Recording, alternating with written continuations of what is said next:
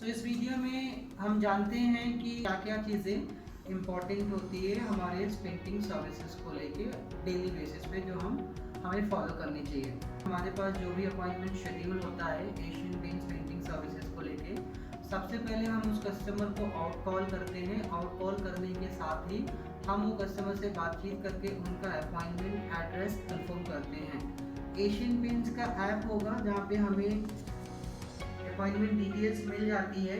तो आइए हम कस्टमर को कॉल करके एक बार समझते हैं कि अपॉइंटमेंट कैसे कंफर्म करनी होती है। गुड मॉर्निंग सर, मेरा नाम समीर है। मैं एशियन पेंट्स पेंटिंग सर्विसेज से बात कर रहा हूँ। कल के दिन आपका अपॉइंटमेंट शेड्यूल है मॉर्निंग में 9:30 के लिए सर। 9:30 के लिए आपका अपॉइंटमेंट कल के लिए कंफर्म रहेगा सर। एड्रेस भी हम कंफर्म कर लेते हैं कस्टमर के साथ में। एड्रेस कंफर्म होने के साथ में हमने कॉल पे भी कस्टमर को कंफर्म कर लिए होते हैं एंड फिर हम अपना डे उसके अकॉर्डिंग प्लान करके वहाँ पे विज़िट करते हैं। तो अभी हम कस्टमर के यहाँ पे एक बार विज़िट करने का शेड्यूल रखते हैं।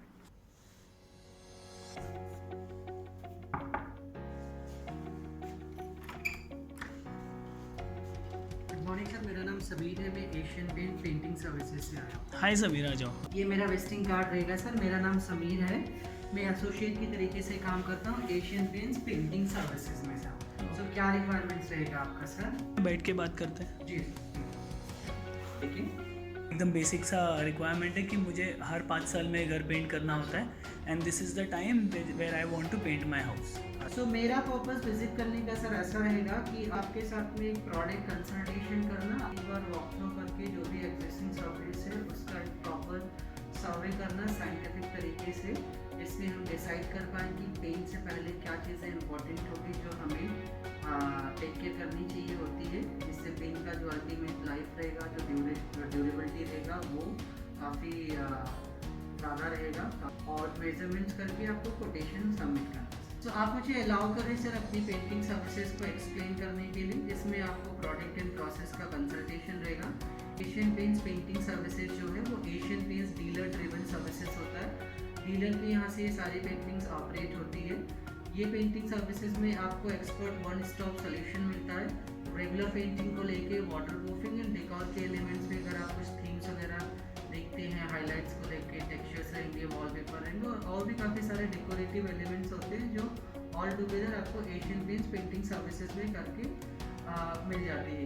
एशियन पेंट्स पेंटिंग सर्विसेज में जिस दिन भी आप अप्रोच करते हैं पेंटिंग्स को लेके, डे नंबर 1 पे भी आपका नॉन पेंटेबल सरफेस होता है वो सब चीज़ को प्रॉपर सही ढंग से पैकिंग, कवरिंग एंड मास्किंग कर देना। बीच में जो भी नॉन पेंटेबल सरफेस रखी रहती है वो सारी चीज़ें सेंटर के स्पेस पे रख के उसके ऊपर एक्स्ट्रा शीट लगा के नीचे से मास्क कर दिया जाता है। कर्टन्स को निकाल के पैक करके किसी दूसरी जगह पे रख दिया जाता है जहाँ पे पेंटिंग का काम नहीं होता। जो भी आपका फिक्स एलिमेंट होता है आपके सीलिंग एंड वॉल पे, वो हम without any disturbances and all same जगह पे उसको हम पैक कर देते हैं, including your fan, light, switch, AC. Satisfactory packing होने के बाद ही हम अपना अगला प्रोसेस जो है वो स्टार्ट कर पाते हैं। एशियन पेंट्स में स्टैंडर्ड प्रोसेस होता है। सरफेस एनालिसिस होने के बाद में सरफेस प्रिपरेशन इंपॉर्टेंट होता है। सरफेस प्रिपरेशन में ऐसा रहेगा कि सबसे पहले हमें सैंडिंग का काम करना रहेगा। सैंडिंग का मतलब घिसाई का काम रहेगा। घिसाई के टाइम पे जो भी आपका लूज पेंट है, पार्टिकल है जो ऑलरेडी आपके सरफेस पे लगी हुई है, चिप ऑफ होके निकल रही है, वो सारी चीज़ें सैंड करके वो सब चीज़ें लूज मटेरियल्स निकाल देना। सैंडिंग करने के बाद में फिर जो दूसरा प्रोसेस होता है उसमें क्रैक फिलिंग का काम होता है। नॉर्मली जो हम जिस हिसाब से क्रैक फिलिंग करते हैं उसमें एशियन पेंट स्मार्ट के क्रैक सील करके प्रोडक्ट यूज़ करते हैं, तो लेस देन 3 mm तक की क्रैक्स के लिए यूज़ किया जाता है। देन उसके बाद में जो प्रोसेस फॉलो किया जाता है वो पीओपी का टचअप वर्क होता है, जिससे हम सरफेस को एक यूनिफॉर्म सरफेस बाकी के वॉल की तरीके से बना पाए। तो पीओपी का टचअप हो जाने के बाद में जो पहला कोट होगा पेंटिंग प्रोसेस में वो एशियन पेंट्स का dam sheet interior wall primer होगा, जो कि protective layer of water proofing primer के तरीके से काम करता है। उसके बाद में एशियन एक्रेलिक वॉल पुट्टी का कोटिंग होता है। अभी एशियन एक्रेलिक वॉल पुट्टी में मिनिमम 2 कोट का एप्लीकेशन किया जाता है। पहला कोट कंप्लीट पूरी तरीके से ड्राई हो जाता है। वो कोट ड्राई होने के बाद में फिर सेकेंड कोट का एप्लीकेशन शुरू किया जाता है। फिर मशीन का सैंडिंग होता है। मशीन की सैंडिंग के टाइम पे हमें एक यूनिफॉर्म सैंडिंग मिलती है across the paintable surface. Machine की सैंडिंग हो जाने के बाद में दोबारा से एक बार प्राइमर का कोट करते हैं। Asian paints solvent enable primer का कोट रहेगा। प्राइमर का कोट लग जाने के बाद में फिर पेंट की कोटिंग्स में जो रहेगा वो मिनिमम 3 कोट का एप्लीकेशन किया जाता है या तो फिर 2 कोट का एप्लीकेशन किया जाता है। इंडोर प्रीमाइसेस को पेंटिंग करने का वॉल सीलिंग का जो बेस्ट प्रोडक्ट रहेगा एशियन पेंट का बेस्ट इन क्लास, वो एशियन का रॉयल प्रोडक्ट रहेगा जो कि हाईली सजेस्टेड पेंटिंग प्रोडक्ट्स रहेगा आपके सीलिंग एंड वॉल पे पेंटिंग्स को लेकर इंडोर प्रीमाइसेस में। कलर के सिलेक्शन को लेकर सर आप चाहेंगे तो आपको प्ले स्टोर पे एशियन पेंट का एक ऐप रहेगा कलर विद एशियन पेंट्स, वो ऐप आप डाउनलोड करके कलर कॉम्बिनेशन एक्सप्लोर कर पाएंगे, वहाँ पे डिज़ाइंस भी एक्सप्लोर कर पाएंगे, wallpaper, textures, stickers, stencil and all. हम आपको एशियन का जो कलर पैलेट होगा, शेड कार्ड होगा, वो आपको हैंडओवर किया जाता है। बाकी कलर के सिलेक्शन के लिए आप चाहे तो एशियन का जो नियर बाय शॉप रहेगा जहाँ पे हमारी डिज़ाइनिंग टीम बैठती है, वहाँ पे आप विजिट कर सकते हैं। कलर कंसल्टेंट बैठेंगे, वहाँ पे आपका कलर कंसल्टेंट के साथ में एक मीटिंग होता है, आप अपने रिक्वायरमेंट को बता के उनके साथ में डिस्कशन करके कलर सिलेक्शन में वो आपको हेल्प कर पाते हैं। तो इस हिसाब से आप कलर का सिलेक्शन कर पाएंगे, हमारे ऐप से कर पाएंगे, शेड कार्ड से कर पाएंगे, या तो फिर आप हमारे कलर कंसल्टेंट से मीटिंग करके उनके साथ में डिस्कस करके कलर का सिलेक्शन आप कर पाएंगे। सर आप मुझे अभी अलाउ करें आपके साथ में एक बार पूरे घर का वॉक थ्रू करने के लिए, इससे हमें समझ में आएगा कि एग्जिस्टिंग पेंट का कंडीशन आपके सरफेस के साथ कैसा है। सो ये ट्रू केयर का मशीन रहेगा एशियन पेंट्स मॉइस्चर मीटर। अभी इस मशीन में आइडली हम देख पा रहे हैं कि जो टॉप पे है वो 2 पिंस होंगे, ठीक है। अभी इसमें वॉल पे कंडीशन अगर हमें याद करना है, चीज़ें मालूम करनी है कि कैसा सरफेस का कंडीशन रहेगा, सबसे पहले हम मशीन जो है इसको ऑन कर लेंगे। यहाँ से ऑन करने के बाद हम देख पाएंगे कि यहाँ पे ग्रीन सिग्नल रहेगा। अभी ये मशीन में आप देख पाएंगे कि इसमें जो रीडिंग स्टार्ट होती है वो 6 से स्टार्ट होके 90 तक जाती है। तो एक्चुअली कोई भी पेंटेबल सरफेस के लिए हमें जो रीडिंग रहेगा वो आपका 18 से नीचे रहना चाहिए, तो आपका जो सरफेस है वो एक्चुअली रेडी रहता है पेंटिंग के लिए। सो इन केस अगर आपका कहीं पे भी वॉल का कंडीशन अगर अच्छा नहीं होता है, किसी रीज़न से डैम्प होने की वजह से, वेट होने की वजह से, लीकेज होने की वजह से अगर आपका पेंट ख़राब होता, तो वहाँ पे जो हम रीडिंग यहाँ पे डॉट डाउन कर पाते हैं वो मोर देन 18% होता है। जो ग्रीन रहेगा वो सीधा रेड में इंडिकेट करेगा। वो केस में ऐसा रहेगा कि आपको फिर जो है वाटरप्रूफिंग का ट्रीटमेंट सजेस्टेड होगा। वाटरप्रूफिंग ट्रीटमेंट करने के बाद ही आपको पेंटिंग एडवाइजेबल होगा ओवरऑल पेंट का लाइफ को इंक्रीज करने के लिए। तो ये मॉइस्चर मीटर में हम देख पाएंगे कि कहाँ पे हमें वाटरप्रूफिंग करने का ज़रूरत है और कहाँ पे हमारा वॉल ऑलरेडी रेडी है, सिंपली जहाँ पे हम पेंटिंग का काम शुरू कर सकते हैं। मेजर करने के लिए बेसिकली हमारे पास जो मशीन रहेगा वो Asian Paints true care laser distance meter रहेगा। ये मशीन से आपका जो मेजरमेंट रहेगा प्रीमाइसेस का घर का वो काफ़ी कम टाइम में हमें चीज़ें मिल जाती है मेजरमेंट्स, और इसके साथ ही साथ इसमें काफ़ी ज़्यादा प्रिसाइजली जो है वो चीज़ें मेज़र की जा सकती है। अभी ये मशीन का जो रहेगा बेसिकली, ये मशीन को स्टार्ट करने के लिए सबसे पहले जो है हमें ये जो बटन है दिख रहा है, ये बटन को हमें प्रेस करना है। बटन प्रेस करने के बाद हम देख पा रहे हैं कि ये जो मशीन है अभी ऑन हो गई है। अभी सिंपली अगर हमें किसी का मेज़रमेंट अगर मुझे फाइंड आउट करना है तो सिंपली जो है यहाँ पे काफ़ी सारे जो फंक्शंस दिए हुए हैं, वो फंक्शन में से एक फंक्शन आप देख पाएंगे कि यहाँ पे प्रेस करना रहेगा आपको। ये बटन प्रेस करने के बाद आप देख पाएंगे कि यहाँ पे एक रेक्टेंगल जो शेप है वो आप देख पाते हैं। तो इसमें लेंथ इनटू ब्रेथ करके रहेगा। तो किसी भी सरफेस को मेजरमेंट करने के लिए हमें जो रिक्वायरमेंट रहेगा उसकी लंबाई लेंथ की हमें ज़रूरत रहेगा एंड हाइट का ज़रूरत रहेगा, ऊंचाई का।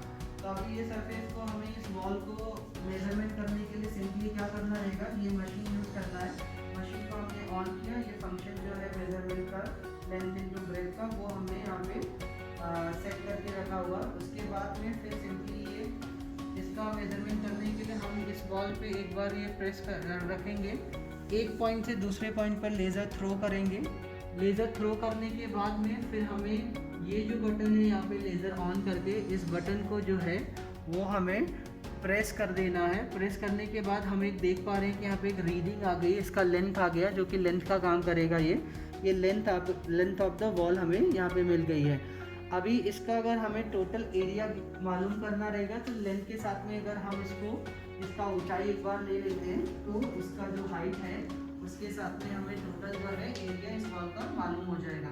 तो अभी हाइट मालूम करने के लिए क्या करना रहेगा, इस मशीन का जो है अगर हमें वॉल यहाँ से शुरू करनी है तो आइडियली हम जो मशीन है यहाँ पे रखेंगे, एक बार यहाँ कॉर्नर पे रखेंगे, क्योंकि आइडियली हमारा जो मशीन कैलकुलेशन अभी के लिए कर रहा है वो ये बॉटम से कर रहा है। तो ये वॉल अगर हमारा यहाँ से शुरू हो रहा है पेंटिंग के लिए, तो यहाँ से सीलिंग तक का हमें जो है हाइट वो मालूम करना है। तो अभी ये हमने यहाँ पे प्रेस किया हुआ है और यहाँ पे सिंपल हमने लेज़र रखा है सीलिंग के टच का, जहाँ तक हमारा वॉल जो है वो एंड हो रहा है। तो ये करने के बाद सिंपली हम फिर दोबारा से ये बटन प्रेस करेंगे और प्रेस करने के बाद हम देख पाएंगे कि यहाँ पे हमें हाइट मिल गई है 9 फीट एंड 3 इंचेस। अभी ये मशीन में कुछ सिंप्लीफिकेशन की कैलकुलेशन ऑटोमेटिक हो जाते हैं। हमने सिर्फ एल का मेज़रमेंट किया था और बी का मेज़रमेंट किया है। अभी यहाँ पे इसका खुद से ही मल्टीप्लिकेशन होके हमें इसका जो टोटल है स्क्वायर फीट वो इस मशीन में मालूम हो गया है 152 स्क्वायर फीट। तो हमें इसमें अलग से मल्टीप्लाई करने का भी ज़रूरत नहीं होगा। सिंपली हमें एक बार इसको लेंथ पे रखना है, एक बार हमको इसको हाइट पे रखना है। इसमें लेंथ और हाइट का मल्टीप्लिकेशन हो जाएगा और इसका जो टोटल पेंटेबल सरफेस है वो इस मशीन में आ जाएगा। इस तरीके से हमने एक वॉल का मेजरमेंट करके सीखा। अभी अगर हमें दूसरे वॉल का मेजरमेंट मालूम करना है तो सिंपली हमें पहले वॉल की तरीके से ही प्रोसेस फॉलो करना है। अभी प्रोसेस में भी आपको काफ़ी ज़्यादा कन्वीनियंस रहेगा। अभी वॉल 1 में अगर हमें वॉल 2 ऐड करना है तो सिंपली यहाँ पे ऐड ऑन करके एक फंक्शन का बटन दिया हुआ है। इस बटन को हमने जो है वो प्रेस कर दिया। वो प्रेस करने के बाद क्या रहेगा कि वॉल 1 का मेज़रमेंट हमारा जो है वो इस मशीन में रहेगा। साथ ही साथ ये प्लस जो है, प्लस करने के बाद में अगर ये वॉल हम इसमें ऐड करना चाहते हैं तो ये वॉल का भी मेज़रमेंट इस मशीन में पहले वॉल के साथ में ऐड हो जाएगा। तो अब इस वॉल का मेज़रमेंट करने के लिए सिंपली हमें क्या करना है, पहले वॉल की तरीके से वॉल के एक एंड से लेके दूसरे एंड तक जहाँ तक हमें टोटल इसका मेज़रमेंट चाहिए होगा वहाँ पे हम लेज़र एक बार थ्रो करेंगे। तो लेज़र में थ्रो करने के साथ अगेन हमें जो ऊपर का एक बटन दिया हुआ है वो हमने इसको प्रेस किया। ये बटन की हम बात कर रहे हैं जो ऊपर दिया हुआ है, इस बटन को हमने प्रेस किया दोबारा से तो हमें इस वॉल का भी लेंथ मिल गया।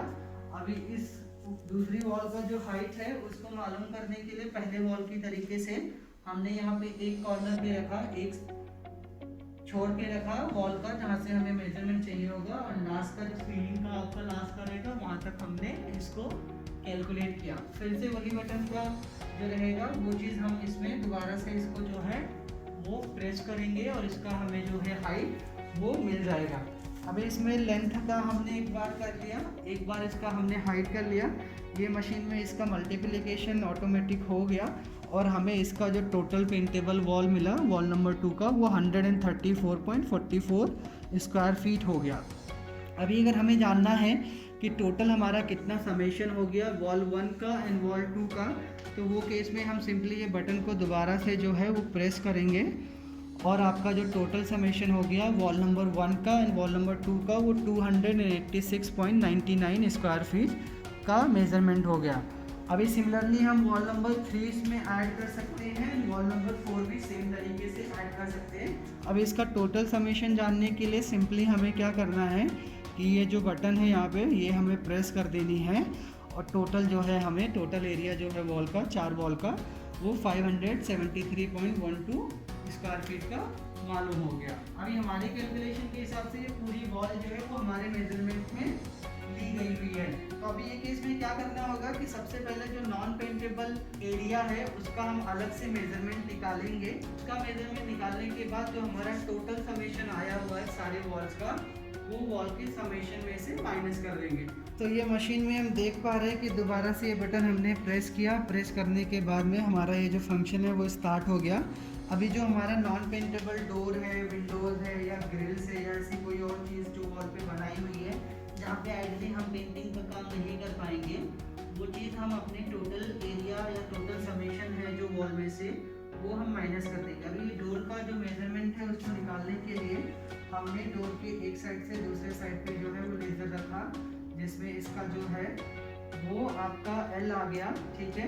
और सिंपली इस डोर का जो हाइट है उसको दोबारा से एक कॉर्नर से लेके ग्लास के कॉर्नर पे जो है वो हमने लेज़र दोबारा से इस पे रखा और इसको बटन दोबारा जो है सेम तरीके से वॉल की तरीके से प्रेस किया। अभी ये मशीन मल्टीप्लाई करके हमें बता पा रहा है कि जो टोटल डोर का मेजरमेंट है आपका करीब करीब 21.64 स्क्वायर फीट है। अगर हम वॉल 3 की तरफ अगर आते हैं एक ही रूम में तो हम देखेंगे कि आगे यहाँ पे एक ऐसा डोर है जहाँ पे हम पेंटिंग का काम नहीं कर पा रहे, तो सेम ये जो टोटल पेंटेबल सरफेस है उसमें से ये डोर जो है वो हमें माइनस करना रहेगा। तो अभी हमने एक डोर का मेजरमेंट ऑलरेडी लेके रखा हुआ है। इसी डोर में जो है वो हमने यहाँ पे प्लस का बटन दबा दिया, दोबारा से इसको दबा देंगे प्लस का बटन, जिससे हमें जो दूसरा दरवाजा उसको जोड़ के एक साथ में माइनस कर पाए। तो डोर नंबर 2 है उसका हमें मेजरमेंट आ गया करीब 25.20 फीट इंचेस। अभी हम देखेंगे कि डोर 1 एंड 2 का जो टोटल समेशन है ये बटन प्रेस करने के बाद देख पाएंगे 46.92 स्क्वायर फीट जो है वो टोटल जो हमारा पेंटेबल सरफेस है उसमें से माइनस करना रहेगा जहाँ पे हम पेंटिंग का काम नहीं कर रहे हैं। तो इस तरीके से हम वॉल का मेजरमेंट कर पाते हैं। सीलिंग का मेजरमेंट बहुत ही सिंपल रहेगा। क्या करना है, मशीन को ऑन करना है, सीलिंग का एक बार अपने को लेंथ लेना, लेंथ लेने के लिए एक पॉइंट से दूसरे पॉइंट पे लेजर जैसे हमने दूसरा लेंथ मालूम किया। तो ये मशीन जो है दोनों को मल्टीप्लाई करके बाय डिफॉल्ट जो है इसमें वो टोटल कैलकुलेट करके एरिया अपने को इंडिकेट बता देता है कि टोटल कितना एरिया जो है वो आपका पेंटेबल सीलिंग रहेगा। तो इस हिसाब से हम जो है वो सीलिंग का मेजरमेंट पता कर सकते हैं। एक बार मेजरमेंट हो जाने के साथ में जब प्रॉपर साइट इवैल्यूएशन हो जाता है उसके बाद में हमें कंज्यूमर को नेक्स्ट 24 आवर्स में कोटेशन जो है ड्राफ्ट करके भेजनी होती है। कोटेशन भेज देने के बाद में हमें कस्टमर को एक्नॉलेज करना है, वो हमारा कोटेशन एक बार गो थ्रू करे। गो थ्रू करने के साथ में कुछ क्वेरी या क्लेरिफिकेशन होता है, डाउट होता है, तो आपका विजिटिंग कार्ड होता है, आप उनको बता सकते हैं कि आप उनको फ़ोन कर लें और वो चीज़ें समझ लें और बाकी का फर्दर अलाइनमेंट होता है तो आप कोऑर्डिनेट करने के साथ में वैसा आगे का अलाइन कर पाते हैं चीज़ें। जिसमें हम सबसे पहले जो देख पाएंगे ये इसमें एशियन पेंट्स पेंटिंग सर्विसेज, इसमें प्रोसेस के बारे में एक्सप्लेन किया रहेगा, डीलर डिटेल्स दिया रहेगा। एंड ये जो हम एप्लीकेशन हमने जो जिस हिसाब से कस्टमर के साथ में कंसल्टेंसी की हुई है, जो भी हम प्रोडक्ट इनको सजेस्ट कर रहे हैं, एप्लीकेशन सजेस्ट कर रहे हैं, उसका एक डिस्क्रिप्शन रहेगा जहाँ पे हम देख पाएंगे कि क्या एप्लीकेशन होगा। और उसके बाद में जब ये कॉस्ट शीट में आते हैं तो यहाँ पे आप देख पाएंगे कि रूम डिस्क्रिप्शन है, सरफेस है, प्रोडक्ट है, एरिया है, रेट है, अमाउंट है। तो आपको रूम वाइज जो है वो एलिमेंट रखने हैं यहाँ पे, जो सरफेस का जैसा मेंशनिंग होता है, सीलिंग है, वुड है, वॉल है, उसके हिसाब से वो चीज़ें यहाँ पे लिखनी रहती है, एडिट वो सारी चीज़ें मेंशन करनी होती है। फिर प्रोडक्ट के साथ में क्या प्रोसेस फॉलो कर रहे हैं वो चीज़ यहाँ पे लिखनी रहती है। उसके बाद में एरिया कितना है और वो रेट जिस हिसाब से हम डिफ़ाइन करते हैं डीलर के साथ में बाय अलाइन होने के बाद में या फिर डीलर के कॉस्ट के हिसाब से वो सारी चीज़ें यहाँ पे मेंशन करके टोटल अमाउंट बना के एक फॉर्मल जो कोटेशन है वो कोटेशन यहाँ पे प्रिपेयर किया जाता है। और जो भी स्पेशल क्लॉजेज रहेगा पेमेंट का या कुछ और चीज़ें जो हमने कस्टमर के साथ में बातचीत की हुई है वो सारी चीज़ें जो है यहाँ पे इस कोटेशन में हमें मेंशन करके भेजनी होती है।